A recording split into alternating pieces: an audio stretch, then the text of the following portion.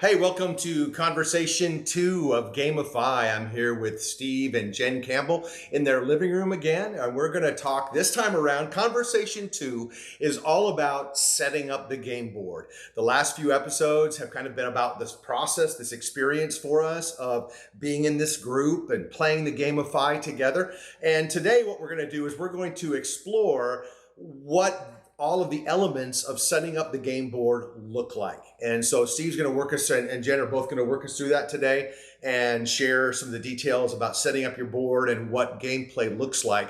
So Steve, how would you start that process off then when you look at what you do in setting up the game? What are some of the first steps? I mean, obviously the first thing you need to know is you need to fix something about your finances. Sure. So then what is the next step after that? Yeah, so we take it even a step further back, and it's like, why are we even playing a game? Why are we even comparing this to a game, let alone a game board, playing the game, the roles in the game, how to win, the objective of the game? Let me start by saying the reason we compare this to a strategy game, not necessarily a game of Yahtzee, because Yahtzee isn't not a lot of strategy, a lot of luck there. We don't look at our finances as luck, so we really compare it to a strategy game. Right. And of course, during a strategy game, there are different parts of that game, everything from setting up the board to making key decisions throughout the game to eventually, hopefully, winning that game, right? Well, we look at our finances the same way. Anytime we're doing something that isn't fun, and let's be honest, finances for a lot of people, it's just not fun to do. I didn't think it was right. that much.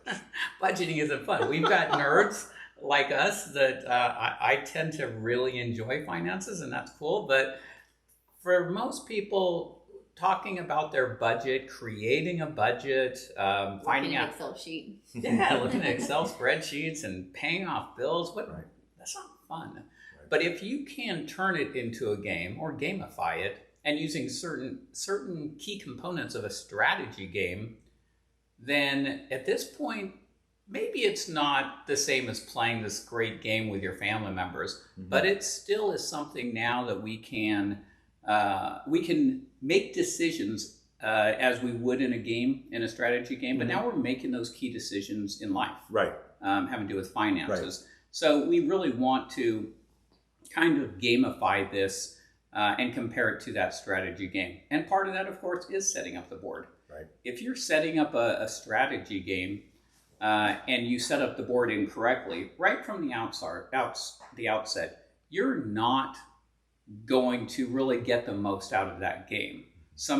One of the players might have an advantage over somebody else, or maybe the game just doesn't work at all. It's like playing Monopoly, and instead of getting, not that Monopoly is a strategy game by any stretch, but it's like getting, $300 to start the game instead of $1,500. How do you play that game that way? You can't play the game that way. Setting up your board when it comes to your personal finances is much the same. Everybody's is going to look differently because everybody's board or everybody's personal finance life is different. Yeah, so the whole idea of adulting is, everybody talks about just that it's not a lot of fun, and I mean, we get, when we're young, we anticipate getting older and having these responsibilities, and then all of these responsibilities actually come and they're not fun, and you're like, oh my gosh, this is what adult life is really like. Why can't I be a kid again? And so I think the more things that you can do in your life to have fun with things that aren't essentially fun at the core, like finances. Finances are not tremendously fun, but turning them into a game can make them a lot of fun. So what would be the first step in the process then of setting up your game board, or really starting to think in terms of how can I gamify this financial process for me? Where would I start with? Yeah, the first thing is, why are you playing? Why are you playing? Why does anybody play a game, right? People play games for different reasons, strategy games for different reasons. Some like the challenge of it. Right. Some want to beat that person on the other side of that board really bad, right? Some people want to beat themselves, how they performed maybe the last time they played that game and maybe get a better score. But whatever the thing is, find out why are you playing that game. And in your personal finance, we use basically three questions or three answers to questions to determine why you are playing this game of fi, and why do you want to reach financial independence. And I thought the three questions were really awesome, because they really, when you first walk in the door, there are things that really narrow your focus and just zero in your focus on what's most important. So Steve, tell us those three things. Share those with us. Sure. And those three things should be the first thing you identify before you even start playing this game, is identify this and work toward this. You're not working away from anything like, oh, I hate my job, so I want financial independence. Right. That's not what this is about. You're never running away from anything. That's simply, you just can't win that game.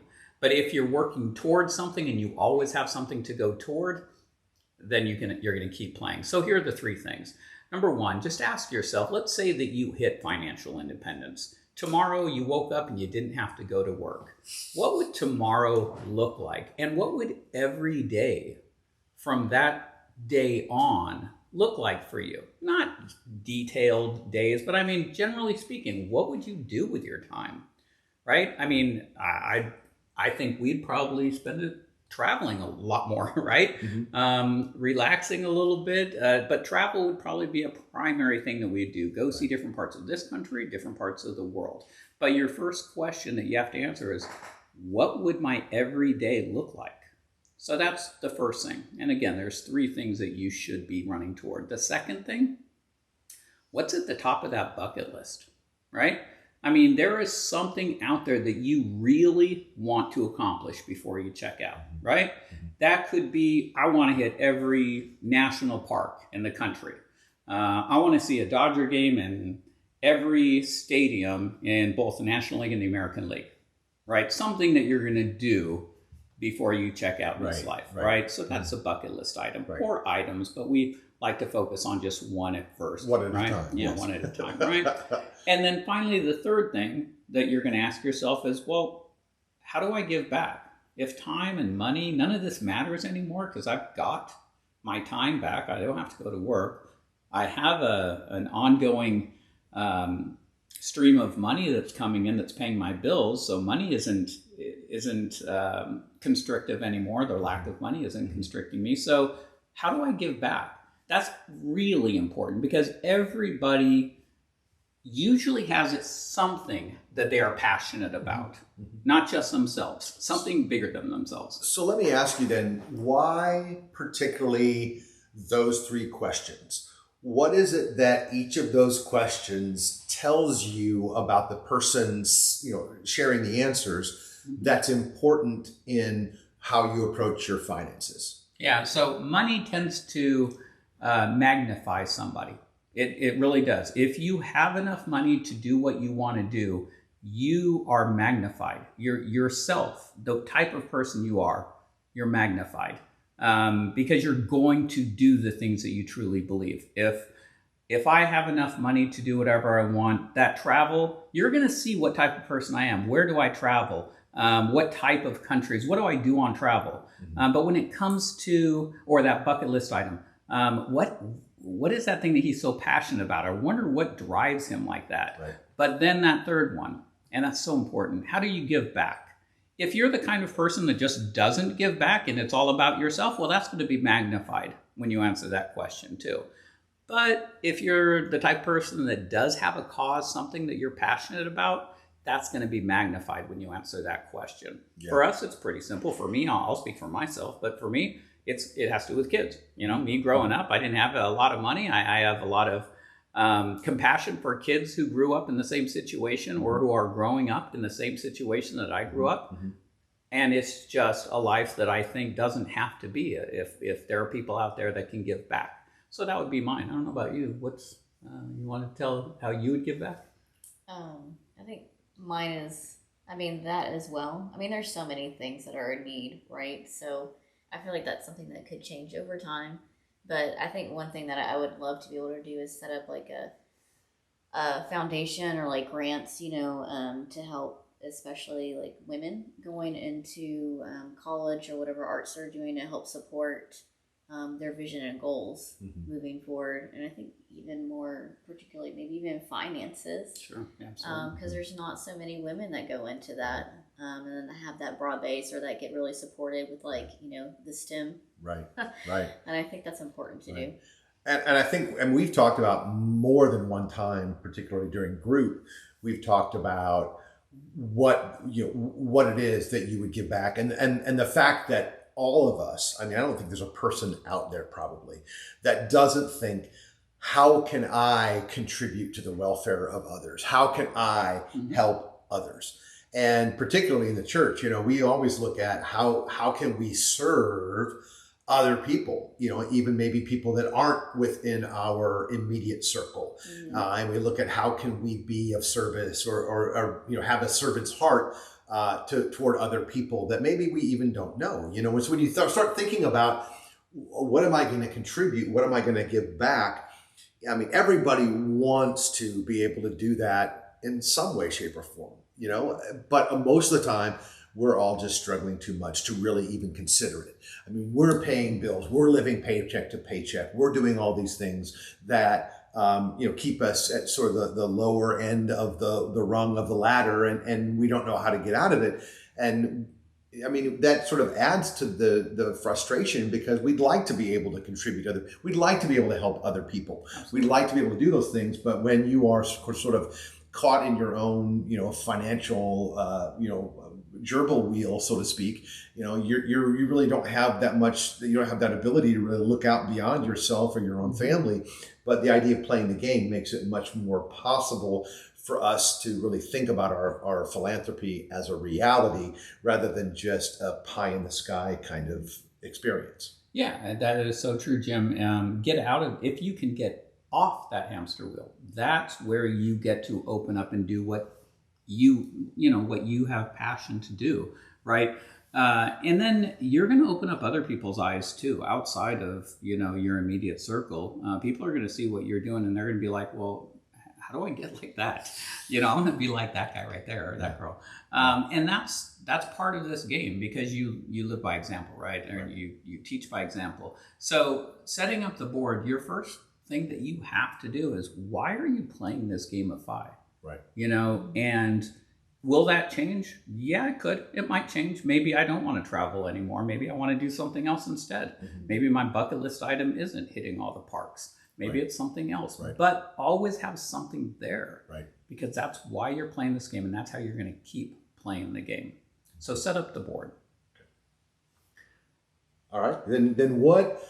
So setting up the board, then aside from really identifying, because those first 3 questions really lets you put a serious focus on what you're doing financially. Okay, if these things, if we don't want these things to be just sort of dreams and we want them to be reality, then, we talk about the necessity of a budget and how budget is sometimes just a really bad word. But what is the significance of a budget, and how is it so necessary in setting up the game? What does a budget do that you can't do without a budget? Yeah, so the budget, that ugly word that constrains all of us, right? That prevents us from doing what we want to do, or at least that's what most people believe. Right. It just keeps me from doing it keeps me from enjoying life. I don't want a budget. But let's look at it slightly different. When you're setting up your board, or let's say when you're playing that strategy game, everybody has a role in a game. Your role might be has special powers, or something that somebody else that's playing that game with you might have different powers and different special actions that they can do in a strategy game, right? But they each have to make decisions in that game. In this game of 5 that we're playing, you have a role. Your role, your primary role, is that of a CFO, Chief Financial Officer of your household. Right. And that's the role that you are going to be playing throughout this game. You're never going to not be in that role. Mm-hmm. Sometimes you'll be focusing on other things, but in the back of your mind, that is your role. So how does a budget play into that? Well, that is your special power. That budget is going to allow you to make decisions. Just like in a strategy game, you make decisions that's going to get you closer to winning that game, or maybe it's going to take you a step back, hopefully to set yourself up for maybe a quicker advance toward the end of the game in that strategy game that you're playing. Mm-hmm. But in the gamify, you're also going to make those very strategic decisions. Mm-hmm. You are the chief financial officer, and those decisions, every financial decision that you make, and some non-financial, will either get you closer to closer to winning that game, or set you back maybe a step or two and make that game a little bit longer. Yeah. So that budget, let me explain how that works. A budget is simply, in a company, we're calling that the income statement. You've got all of your income at the top of that budget. You've got your expenses that are going to run below all your income. And after you pay all of your expenses, that bottom line, which is the most important, and that's why they get that phrase, the bottom line, because on an income statement, it's on the bottom line. Right. That's the most important part of your business. Right. Is how much do you have left, your profit, right? Mm-hmm. Well, guess what? You get to make decisions about that profit. Right. That's where you're making decisions. Do I put it toward that new car? Do I put it toward that trip? Do I put it toward maybe paying off a bill? If we're trying to reach financial independence, obviously those bills are huge. That's keeping us from reaching that goal. Right. So here's where you have to make the decision as a chief financial officer. And I say you, but you, your spouse, your family, you're all playing this game together. But that budget, without the budget, you wouldn't know what tools you have available. Mm-hmm. That money is your tool. We talked about that last episode. Money being the tool, yes. All it is, you make decisions based on that tool that's available to you. Okay. And so, but really, without a budget, you wouldn't even know if there was a surplus. You wouldn't even know, where you are financially unless you look and you can see this is where we are this month. This is what we owe. This is what we made. This is what's left over. You wouldn't even know something like that if you didn't have a budget. And so the fact that it is really an essential tool for beginning the game and for setting up the game properly, that's really not any kind of exaggeration. You absolutely do need to have a budget. And I think that at some point, we'll walk people through a very detailed and have some very detailed resources available where people can simply pull a budget that you've sort of pre-created in a spreadsheet, and then being able to fill in those numbers and find out where they are financially. So those are resources that with the gamify that we're going to make available for people who are interested in pursuing this path or interested in doing these things and playing this game and getting farther along in their finances. And those are going to be some of the resources that I think we're ultimately going to provide for people, just to help them have a better grasp and better understanding of how to play the game. So budget, that's the first part of the process. Then is that, if we encompass that, or is there more to the setting up a budget, or what comes next, or what are your thoughts then after acknowledging that you need a budget and maybe setting one up? Right. So it's the mindset of the budget first. The mindset okay, this isn't a bad thing. This is how I get to do my job better. Right. So get that in your mind and make that just mind shift away from budgets being bad to budgets are going to allow me to make efficient decisions. Right. Because that's what this world is all about, efficiency in time and money. You only have so much time, you only have so much money. You better be efficient in both of those. The budget allows you to be efficient. Is certainly more efficient than that counterpart that is trying to live their life without a budget, and they think that they're doing okay until years later they realize, I am in so much debt I can't stop working at 65 years old, which is where a lot of people find themselves. So get that mindset that budgets are good. Right.